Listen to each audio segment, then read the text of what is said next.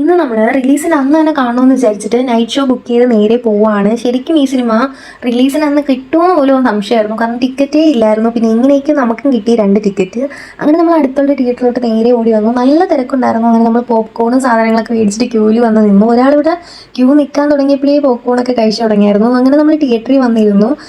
തിയേറ്ററിൽ വന്നിരുന്ന് കുറച്ച് കഴിയാൻ തുടങ്ങിയപ്പോഴത്തേക്കും ഞാനും പോപ്കോൺ കഴിച്ചു തുടങ്ങി. അങ്ങനെ നമ്മുടെ സിനിമയും കാര്യങ്ങളൊക്കെ തുടങ്ങി. സിനിമ അതിരടിയാണ്. ശരിക്കും റിലീസിനന്ന് കാണാൻ പറ്റണം എന്ന് വിചാരിച്ചതാണ്. അപ്പോൾ അന്ന് തന്നെ കാണാൻ പറ്റി. അങ്ങനെ സിനിമ തുടങ്ങി. ഒരു ഇൻ്റർവെൽ ആയപ്പോൾ തന്നെ ഫസ്റ്റ് ഹാഫ് തന്നെ എനിക്ക് നല്ലപോലെ ഇഷ്ടപ്പെടാൻ തുടങ്ങിയിരുന്നു. കാരണം അത്രയും എൻ്റർടൈൻമെൻ്റ് ആയ ഒരു മൂവി ആയിട്ടാണ് തോന്നിയത്. അങ്ങനെ നമ്മൾ അടുത്ത പോപ്കോൺ ഫില്ല് ചെയ്തപ്പോഴത്തേക്കും നമ്മുടെ ദൃശ്യം 3യുടെ ട്രെയിലർ നടന്നുകൊണ്ടിരിക്കുന്നു. ശരിക്കും ആ സിനിമയ്ക്ക് അത്യാവശ്യം വെയിറ്റിംഗ് ആണ്. അത് കഴിഞ്ഞിട്ട് നമ്മൾ ബാക്കി കാണാൻ തുടങ്ങി. അങ്ങനെ സെക്കൻഡ് ഹാഫും കൂടെ കണ്ടപ്പോൾ മനസ്സിലായി സിനിമ ഒരു രക്ഷയില്ല. കാരണം മസ്റ്റ് വാച്ച് മൂവി ആയിരുന്നു. അതിൻ്റെ ഇടയ്ക്ക് നമ്മൾ പ്രതീക്ഷിക്കാത്ത ഒരാളൊക്കെ ഉണ്ടായിരുന്നു. ഫുള്ളി നല്ല ഫിലിമായിരുന്നു. അപ്പോൾ അത്രയേ ഉള്ളൂ. ബായ്.